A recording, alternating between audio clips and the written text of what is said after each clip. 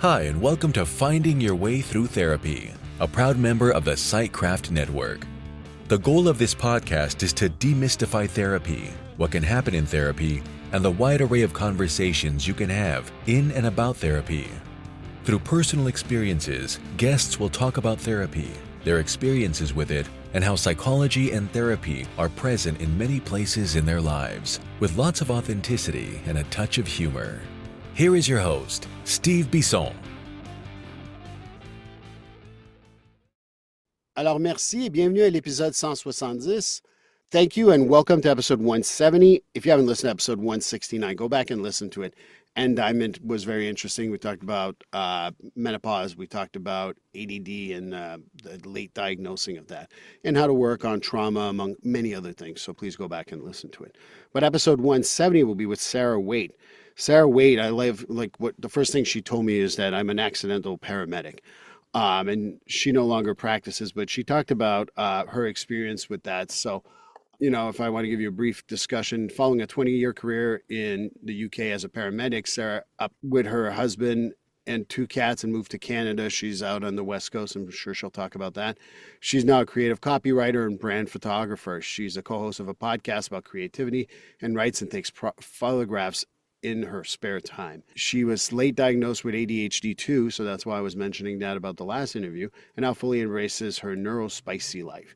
She also enjoys writing and talking about her experiences as a paramedic, especially through the lens of mental health and how it impacts the first responders. She is someone I was looking very much forward to talking, so here's the interview.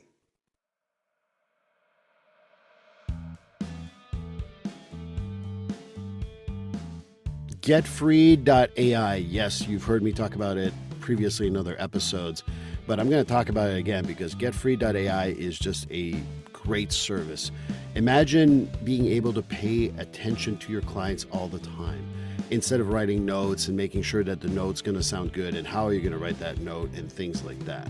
GetFree.ai liberates you from making sure that you're writing what the client is saying, because it is keeping track of what you're saying and will create after the end of every session a progress note. But it goes above and beyond that. Not only does it create a progress note, it also gives you suggestions for goals, gives you even a mental status if you've asked questions around that, as well as being able to write a letter for your client to know what you talked about. So that's the great thing. It saves me time, it saves me a lot of aggravation, and it just speeds up the progress note process so well. And for $99 a month, I know that that's nothing. That's worth my time. That's worth my money. The best part of it too is that if you want to go and put in the code Steve50 when you get the service, at the checkout code is Steve50, you get $50 off your first month. And if you get a whole year, you save a whole 10% for the whole year. So again, Steve50 at checkout for getfree.ai will give you $50 off for the first month, and like I said, get a full year, get 10% off, get freed from writing notes, get freed from always scribbling while you're talking to a client, and just paying attention to your client so they win out, you win out, everybody wins. And I think that this is the greatest thing. And if you're up to a point where you got to change the treatment plan, well, the goals are generated for you. So getfree.ai, code Steve50 to save $50 on your first month. Well, hi everyone, and welcome to episode 170. I'm so happy to have Sarah Wayte with me today. I dubbed her the accidental paramedic based on our little conversation that we had through email and Facebook. But Sarah, welcome to Finding Your Way Through Therapy. Thank you very much for having me. I'm excited to be here. I'm always fascinated because, being a Canadian myself, born and raised, and people going to Canada, but I don't want to jump to that right away. I know that you moved from the UK to Canada, but I want to bring that question up a little later on. Maybe I feel like I'm getting to know you still, but my audience has no clue who you are. So how about you tell a little bit about my audience about yourself? Oh my goodness, where do I even begin? I am Sarah, and currently now residing in BC, Canada, but I am originally from the UK. I was born in the UK, but I'm also half Maltese, which is a tiny little island in the middle of the Mediterranean Sea called Malta.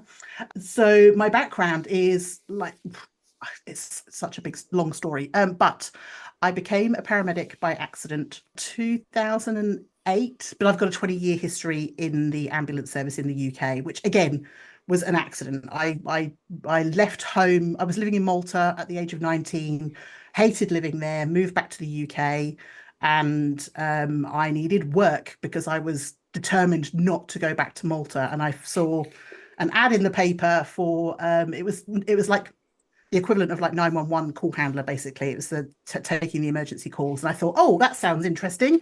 I can do that until I figure out what I want to do, what I want to be when I grow up. And that led to a 20-year career in the ambulance service, which I very nearly couldn't get myself out of until I moved to Canada. That's what kind of got me out of the ambulance service in the end. So that's a really quick rundown, but hopefully that gives you some idea. Well, it gives us plenty of places to go, that's for sure. I always thought that paramedics went to accidents. They don't become accidental paramedics, but hey, what do I know? One of the standard questions from finding your way through therapy is exactly that. We ask people, have they ever been in therapy? So I'm going to ask you that question. Have you ever been in therapy? I have several times, actually. Going way back, I was first introduced to therapy when I was a teenager. Actually, I got bullied in school, so I got sent to a school counselor at that point, but it was classed as therapy. And it's weird. I had forgotten all about that until my most recent therapy that I've just finished about a year with a therapist in the last year. So yeah, I've had a few instances. How was your experience in therapy? Has it been mostly good, mostly inquisitive, mostly thought-provoking, something else? No, really good, actually. This most recent experience, I actually found what was the word she used? Like my what's the word? My balance, like my center, basically. I had this like very incredible experience that I was telling everybody about afterwards because I've never been there before. And actually it was really interesting because I think a lot of it was talking about earlier stuff back from way before I became a paramedic. But I think being a paramedic exacerbated a lot of the ways I was feeling. So there was a lot of stuff to get through. But yeah, I reached a point of being like completely almost like Zen. It was great. I was fantastic. And now it's all gone. That's what you're saying? No, I'm good. I am happier than I have been in a very long time. So yes. Well, I think that's what makes it very interesting because we talk about the journey being exactly what you said. We don't know what the journey is going to lead us. How do we get into this thought process? I think you were sharing pre-interview that your husband is a paramedic and wanted to be a paramedic since age 4. I'm like, yeah. I mean, what an oddball. But maybe we can talk about your journey since it sounds very judgmental for someone I've never met to say that to. But hey, I want to break stereotypes about Canadians being polite. So that's part of my other goal. Let's talk about your journey a little bit. So you're looking for a job. You fall into this ass backwards, basically.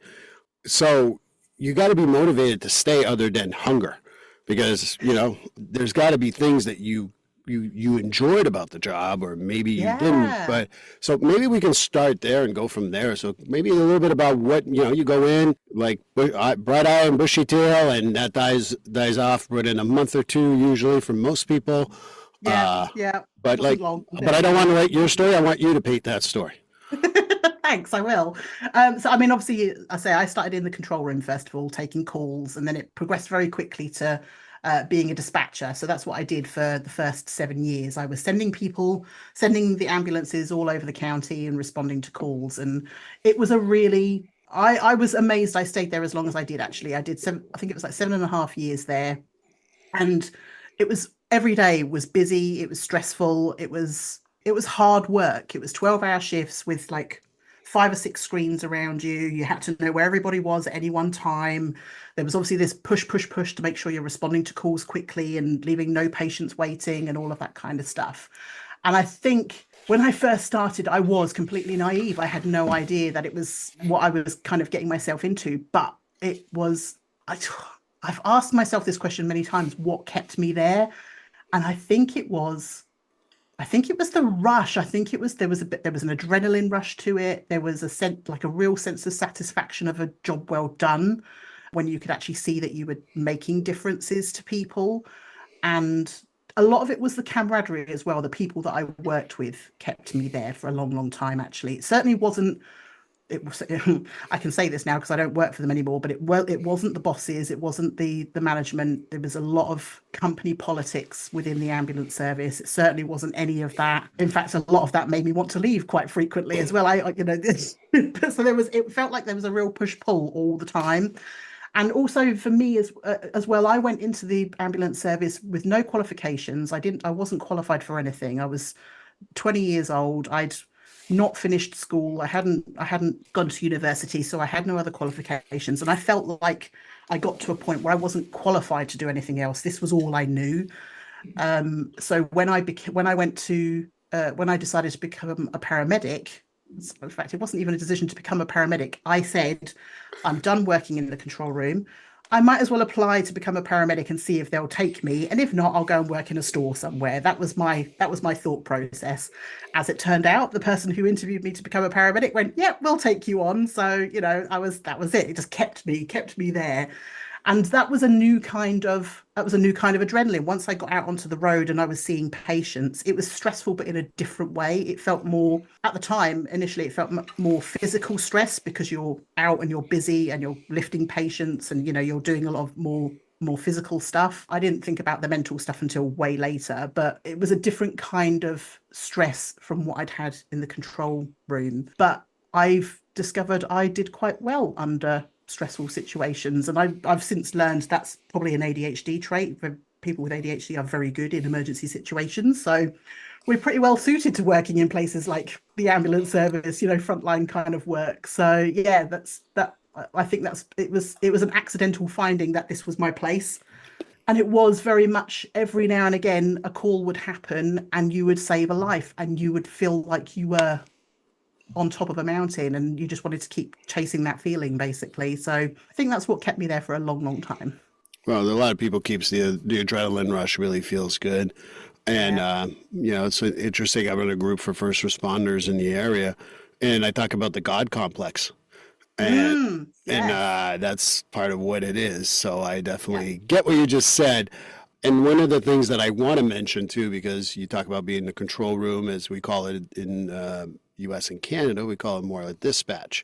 Dispatch, yes. And dispatchers are highly, highly underappreciated for the stress they go through. It's very true. I don't know if you have any comments on that, but I certainly, and guilty as charged. Sometimes I'll mention all my first responders. In dispatch. It's always like an afterthought, and that's on me too. But can you speak more about that, in the control room, the dispatch, and how, there is some value in that, but people don't understand the stress that it also, besides having 6 screens, as you said, there's other stressors that go with that people don't really get. Oh yeah, totally. Do you know, it's that they are like the unsung heroes because I kind of equated it to, even it was even different from the people who took the calls. They were more recognized because it was, the patient or their family would be like, "Oh, that person on the phone was amazing. They gave me advice, helped me save this person's life until you guys got here," kind of thing. So they got recognized, but nobody saw what happened in between the call coming in and then the ambulance arriving, which was the dispatcher. That was it. That wouldn't happen without that person. And that person is completely, I think that was the big stress area came from the fact that they were juggling everything. You'd look at an entire area and you'd maybe have, where I worked, you had maybe 50, anywhere between 50 and 100 ambulances in your County area that you were managing at any one time. You had to know, and we were taught as well. Lovely manager, very old school. He was very much of the belief that if you didn't know where your ambulances were when the power went out, then you weren't a good dispatcher. So you had to know where everything was. He would come and test you, and he'd swing your chair around and go, "Tell me where this crew is. Tell me where that crew is." And you'd be like, "Yes, they're on this call, and they're going here." And so you had to know. Your short-term memory was incredible, basically. I knew where, any one time where my crews were. I also knew the calls. And I called them my crews as well. It was like I was their mother for the shift, basically. So, and I felt responsible for them. If they went to a call that was really horrendous, I wanted to make sure they were okay afterwards. And I took a lot of that on myself. So there's a lot of that stress as well. The responsibility of worrying about your crews, making sure they're safe and, not going through awful things, which some of them invariably were. And just the sheer business of it all, just like literally having calls coming in. It was like playing a big game of chess all the time. You were always moving things around, trying to make sure you could respond to like a cardiac arrest really quickly, diverting crews off of other calls, making really quick decisions. Is this patient more sick than this one? Do I need to be moving this ambulance to this call instead? And it was a 12-hour shift of constant mental gymnastics, basically. I would go home at the end of every day with a massive migraine, sleep for 10 hours and then come back and do it all again. So yeah, they don't get sung about often enough, unfortunately. So And you're right, and I think that that's why I wanted to talk about it, because one of my biggest pet peeves is even within the system we work here. The dispatch is also kind of like, I'll talk about the Northeast intelligently, but I think it's across the U.S. and even in Canada. That's great, but remember, you're just a civilian. You're not one of us. And, yes. and I think that exclusionary standpoint happens just about everywhere. And just by Yeah. curiosity, it's not 911 in England. What is it? It's 999 in England. Thank you. I forgot Yeah. about that. But hey, PSA for anyone in Europe listening. But talk a little more about, because the other part too is I really feel like they're underappreciated. But more importantly, like I shared this before on the podcast, and someone goes to a call with domestic with violence or whatever, and you're talking to the person while the police is going on the way, and then suddenly you hear bang, or you hear like or yelling, and then it cuts off. That Yes. pressure on the dispatcher, the communication center, is absolutely mind-boggling, and I don't think that's appreciated as much. Oh, so much. Yeah. I probably appreciate this more I obviously did a good few years as a paramedic, actually working with patients, going out to patients and stuff. And then I came back into the control room, into the dispatch center, and I worked on telephone triage for a little while, actually. And I had a newfound appreciation for the difficulty of not knowing what was going on or being able to actually do something. I was at the end of a phone, and there would be so many times I would want to reach through the phone to make things right because I knew what to do. And I think, as the call handlers in the UK are not, most of them are not medical. I think sometimes they are, but most of the time they're not medical. They are typically civilians. They come in off the street. They're trained how to take emergency calls and follow a system. But there was still that sense of, I can do something here. If people, especially trying to get people to listen as well, that was when you could give them advice that could help in the meantime. And yeah, situations like that, if you would hear noises like that and phones getting cut off and things, then your mind would just go crazy thinking about all the possible things that were going on, and you had no way of being able to see or do or be there in that moment to help. That distance, I think, made it, like being on the other end of a phone, made that so much more difficult, definitely. I definitely wanted to shout out the dispatchers that I work with. Underappreciated, and exactly what you just said, and then some. But, and the joke I wanted to make earlier was, people listening and, I can reach to the phone and help them. And I was going to say, well, is that why so you're like, fuck this shit. I'm going to become a paramedic. I'm going to jump in and I'm going to be able to help. Is that what brought that transition on, or what brought that transition? No, do you know that maybe that was a part of it. That it was no, actually it wasn't. I think for some people it is. We had a lot of dispatchers would go on to be paramedics, and that was because they were tired of being the person on the other end of the phone, and they wanted to just go out and do the job, basically. So I think that was the case for a lot of people.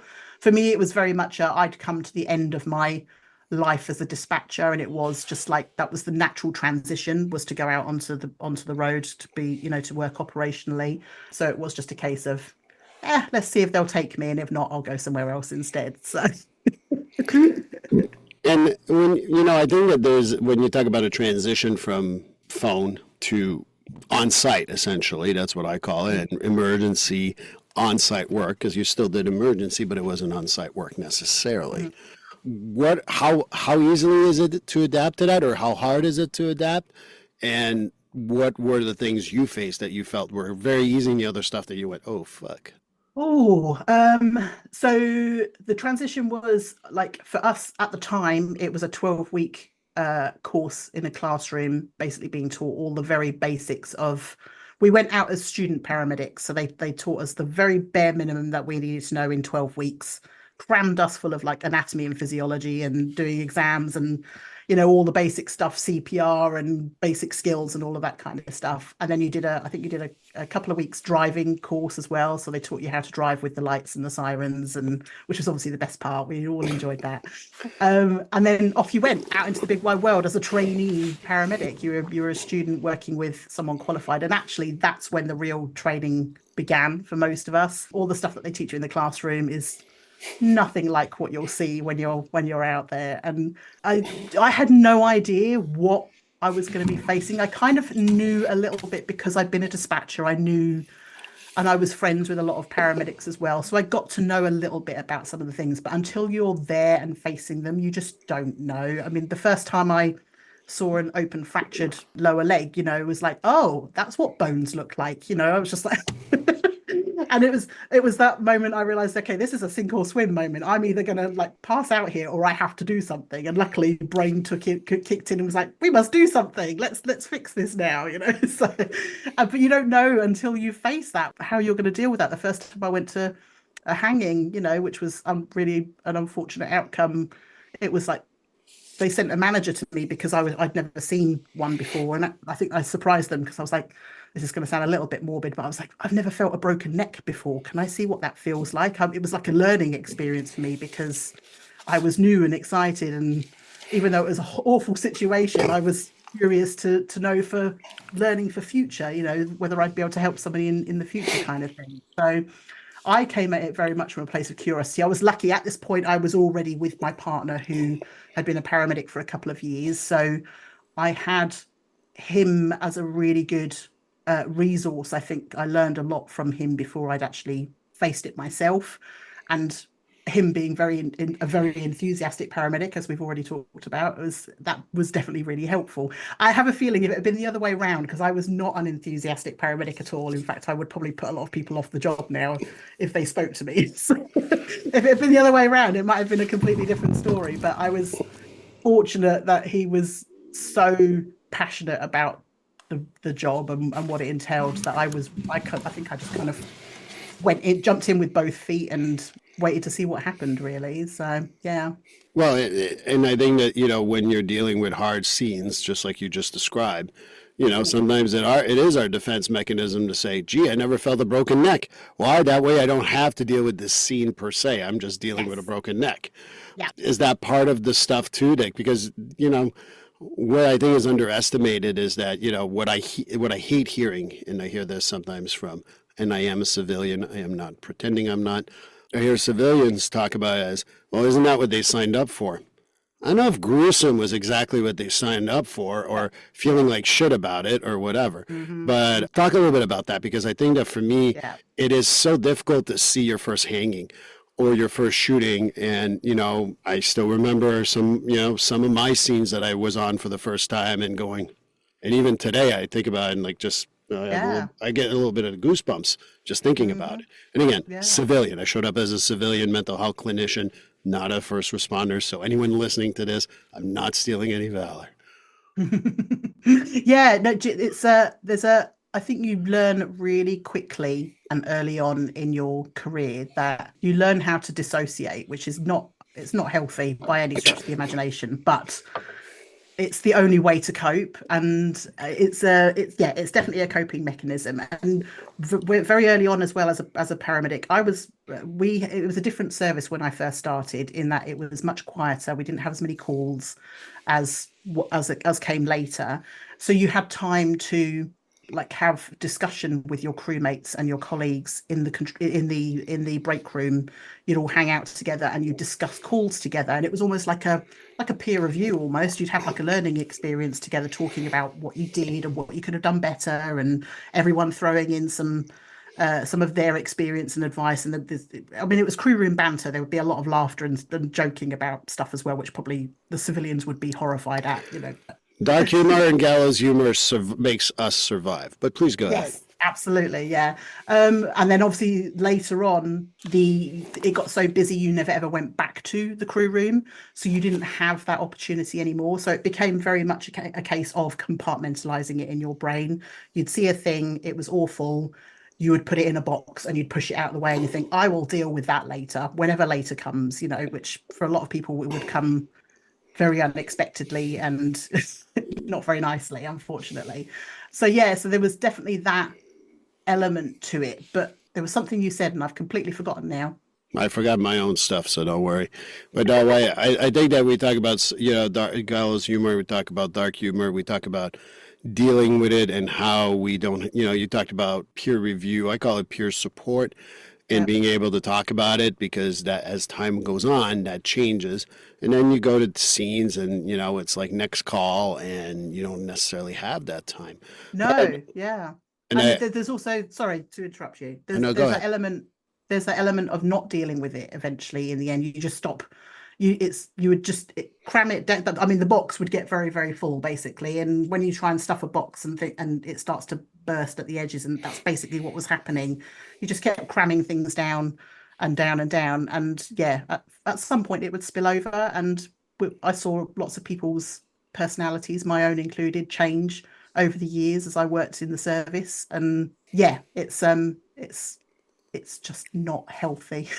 Well, it's the proverbial 10 pounds of shit in a 5-pound bag. I mean, at one point it's just going to explode at the seams. I know that what do they call people on Discovery tried to do it, and they clearly could tell that they couldn't do it.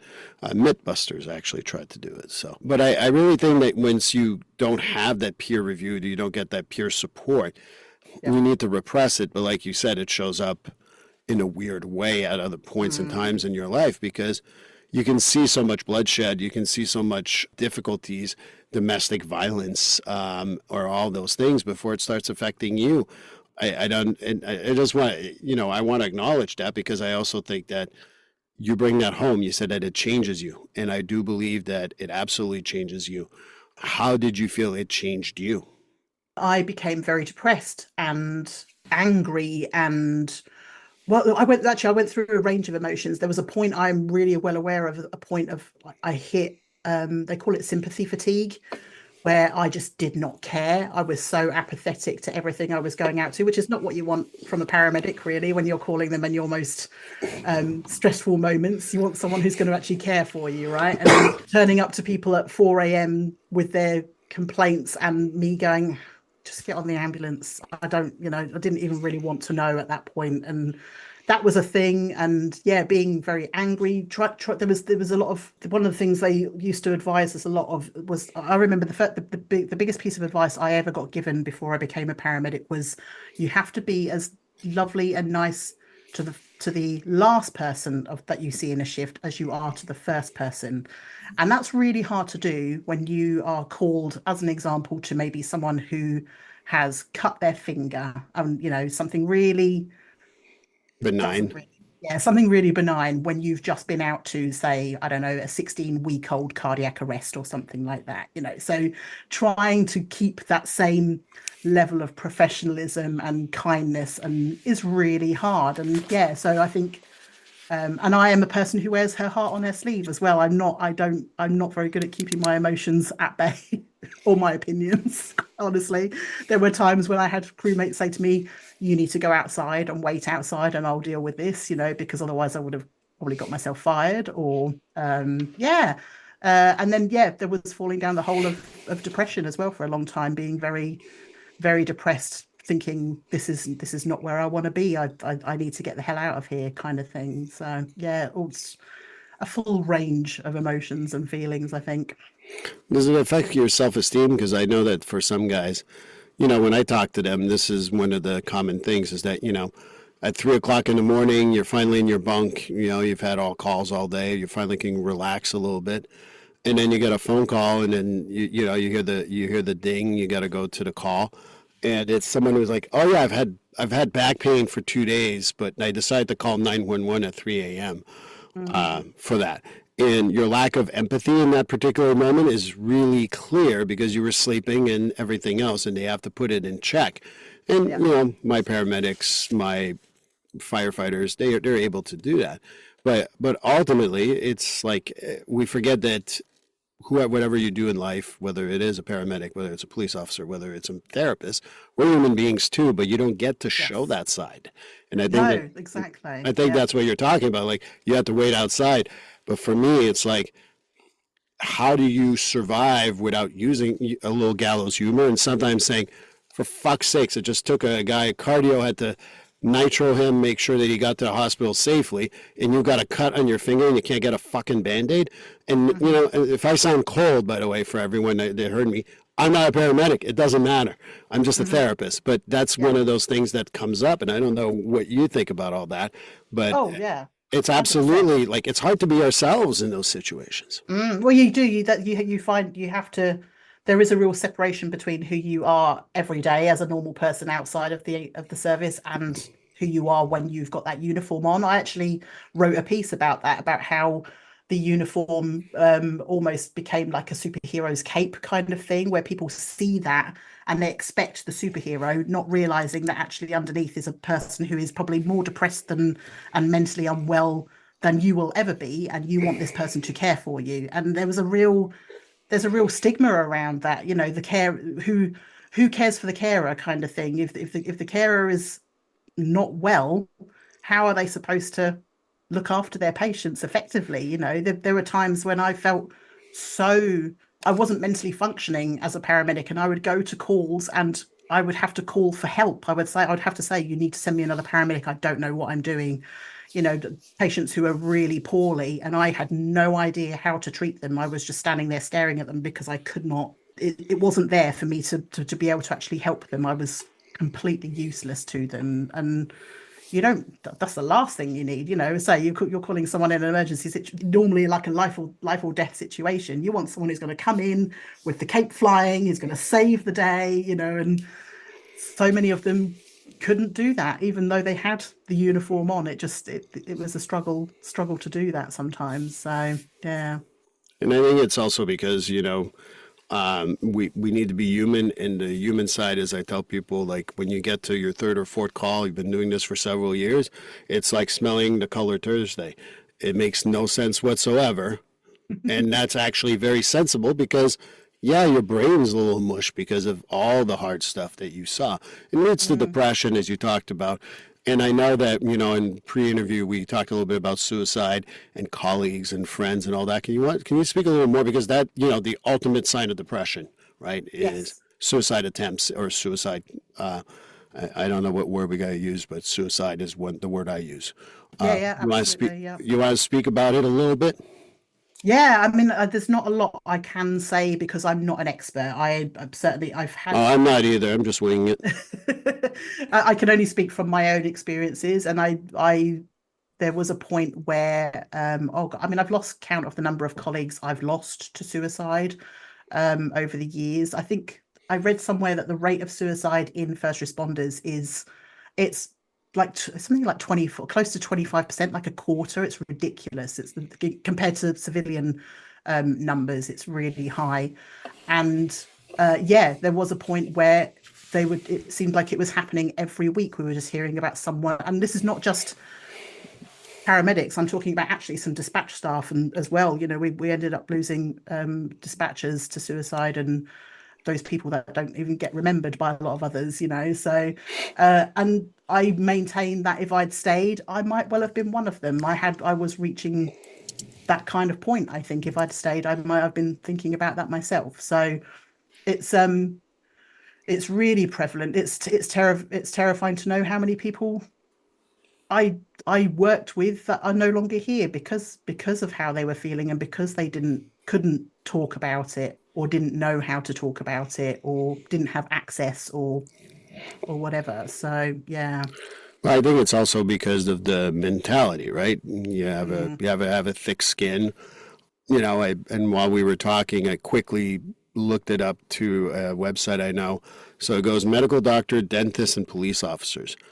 They didn't mention the medical people, but to me, they also omitted the Department of Correction and people who work in the corrections. Yeah. Medical doctors and dentists, not surprising, they have access to good stuff. Police officers have access to perfect weapons. And I think that with the medical people too, in general, it's a hard thing to do. And, like if you separate ERs, emergency rooms, from the regular medical place, the ER staff also has a higher suicide rate than the regular. I think it's because we have no space and we don't give anyone that space. And, making that safe space is something I try to do in my therapy and my group sessions. But do you have any suggestions of how to make those places safe for people to talk about this?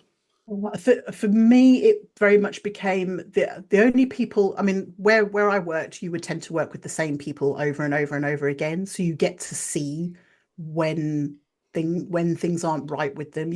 I mean, I had a crewmate. I knew him better than I knew my husband at one point. We worked together so often. He knew me so well that when I wasn't right, he could recognize that, and he would ask me, what's going on? Are you okay? He'd ask that question.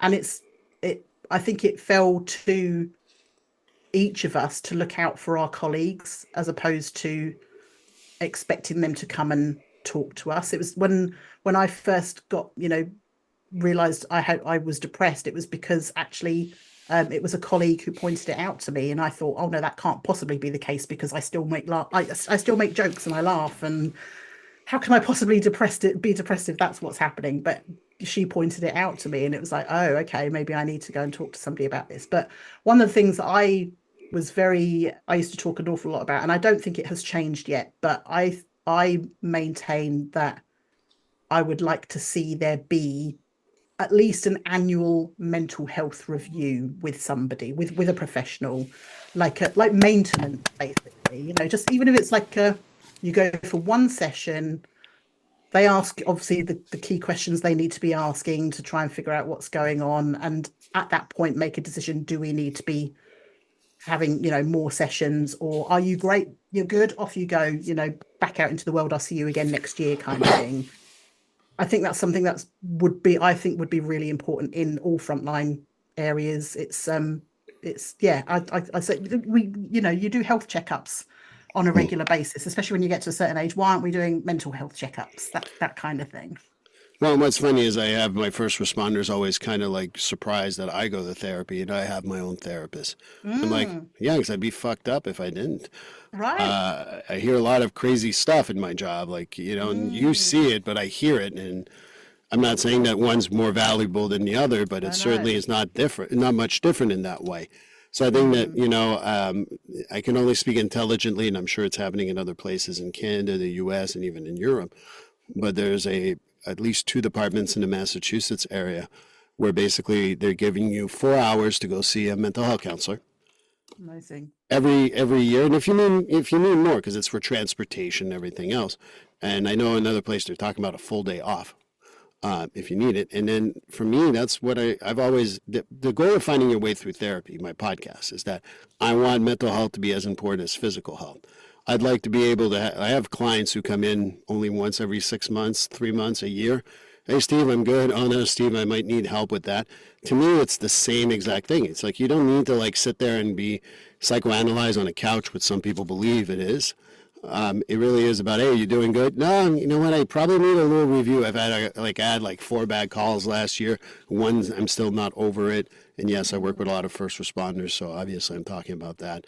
And then we review them, and after 4 or 5 sessions, like, you know what, I'm good. I'm going to be on my merry way. See you in about a year. Sure, no problem. But we need to be able to do that. And, when you talk about depression, I think that, to me, it's post-traumatic stress disorder that you're talking about. Yes. And I know they want to change it so that first responders accept it a little more to post-traumatic stress illness or injury.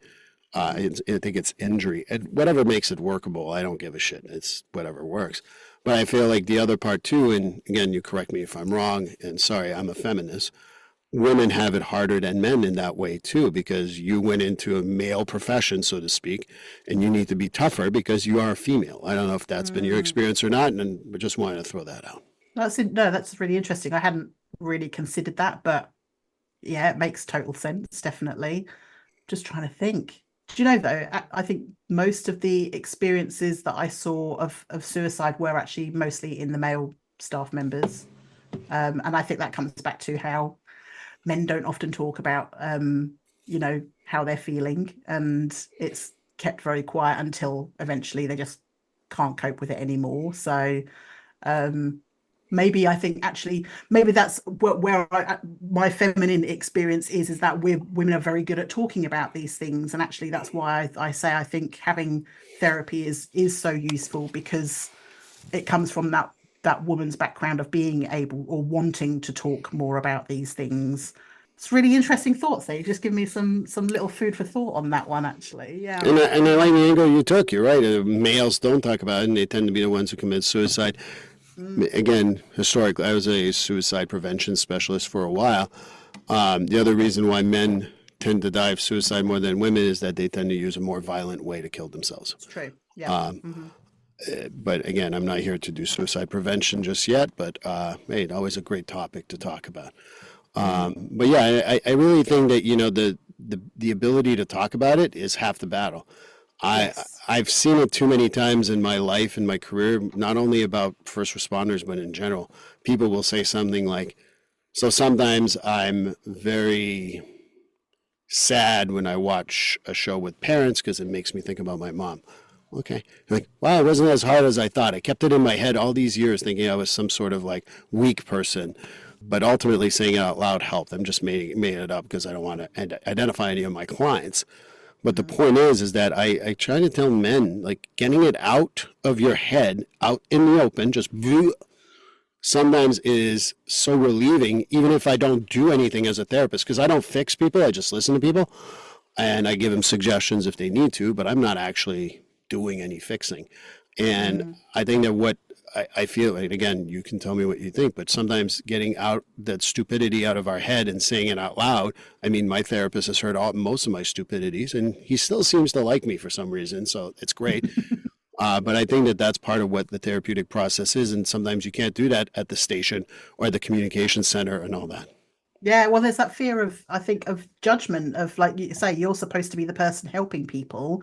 How can you be that person if you're saying things like, I'm really not feeling great today. I've been really thinking about this call and I might want to hurt myself, or, because there's I think it's fear of judgment, and there's just that shame, that there's a real shame attached to it, because you are supposed to be the person helping other people. You're not supposed to need help from other people.